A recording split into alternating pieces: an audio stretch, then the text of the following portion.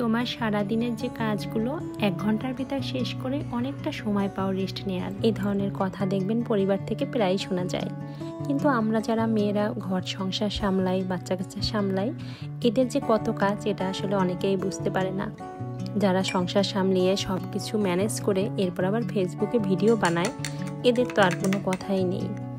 অনেকে মনে করে সারাদিন মনে হয় ভিডিও নিয়েই কাজ করি, আদারওয়াইজ সংসার নিয়ে খুব একটা বেশি চিন্তা ভাবনা নেই। Hello everyone, my another new daily blog. নতুন আর একটা ব্লগে সবাইকে স্বাগতম জানাচ্ছি।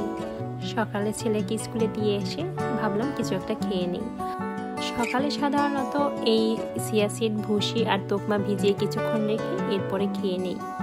আর এটা খেলে আমার মনে হয় মাথা, পেট সব কিছু অনেক ঠান্ডা থাকে। তো সব কিছু গুছিয়ে নিয়ে এরপরে দুপুরে রান্নার আয়োজনে চলে যাব। আমার এই ভিডিওটা কিন্তু কয়েকদিন আগের, তোমাদের সাথে যে শেয়ার করব সেই ভয়েস দেওয়ারই সময় পাচ্ছিলাম না। অথচ দেখো, অনেকেই মনে করে সারাদিন কি করি, হয়তোবা শুধু রান্না বান্না করি, বাচ্চাকে একটু খাইয়ে দিয়ে স্কুলে দিয়ে আসি আর নিয়ে আসি, ব্যাস সব কাজ শেষ হয়ে গিয়েছে। এরপর তো অনেক সময় আর পাও তোমরা রেস্ট নেয়ার।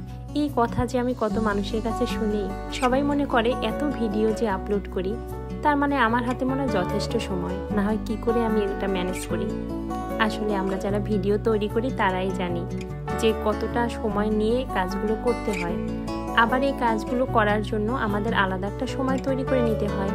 স্কুল থেকে নিয়ে আসি, ওদের খাওয়ানো, তারপরে রান্না বান্না সব কিছু শেষ করে হয়তো আমি এই ভিডিওর কাজটা করি। এখন কি হয়েছে জানো তো, ভিডিও করতে না আগের মতো সেই সময় লাগে না, খুব তাড়াতাড়ি ভিডিওগুলো শেষ করে দিতে পারি। মানে ওই করতে করতে একটা অভ্যাস হয়ে যায়। মানুষ প্রতিনিয়ত যে কাজটা করে ওই কাজটা করতে খুব একটা বেশি সময় লাগে না। কথায় বলে না, মানুষ অভ্যাসের দাস। এখন এই ভিডিও তৈরি করতে করতে আমারও অভ্যাস হয়ে গিয়েছে, যে কোনো সময় ভিডিও তৈরি করে নিতে পারি, খুব একটা বেশি সময় লাগে না। তো দেখো, তোমাদের সাথে কথা বলতে বলতেও কিন্তু আমার মাছ রান্না হয়ে গিয়েছে। আজকের ভিডিও থেকে বিদায় নিচ্ছি, কথা হবে নতুন ভিডিওতে। বাই।